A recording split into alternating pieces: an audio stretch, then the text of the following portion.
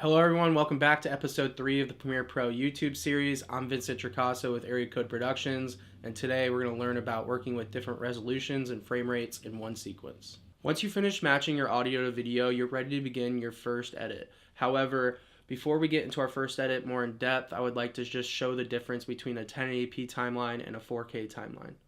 Duplicate the matched AV sequence in your library panel in the bottom left of the program.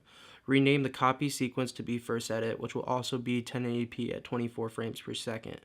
Delete the footage that was copied from your first edit by Command A and delete button. Your first edit is prepped, but then let's duplicate that sequence and rename it 4K.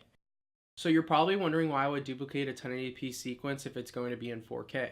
Well, Premiere Pro is super intuitive, and say if you drop a 4K clip into an empty sequence, it's going to recognize the clip settings and ask you to change the sequence settings. Just simply put your 4K clip in your timeline, change sequence settings, and you have a 4K timeline. The footage looks as shot with no difference, but let's bring a 1080p clip in and let's see how that looks. You will see that the clip is almost 1/4 of the screen. This is because the resolution of the clip is 1920 by 1080, while the sequence settings made for my 4K clip are 3840 by 2160.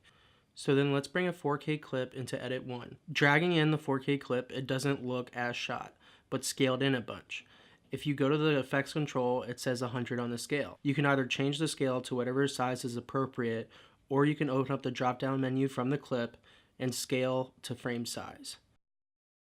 The reason why you'd want to bring a 4K clip into a 1080p sequence is because you can recompose your shot in post-production, and you can also make digital movements without losing too much pixel quality.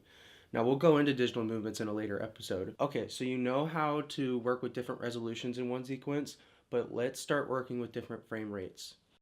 Now that we've started our first edit in a 1080p at 24 frames per second sequence, we have a few clips that are shot at a higher frame rate that we want to put in slow motion.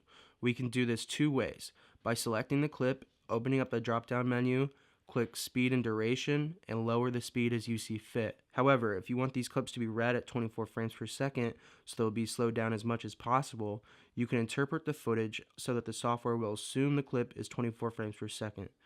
In your library panel, click on the clip, open up the drop-down menu, click Modify, Interpret Footage, check the box to assume footage is blank, type 24 or 23.97, and click OK. Your clip will now read for 24 FPS.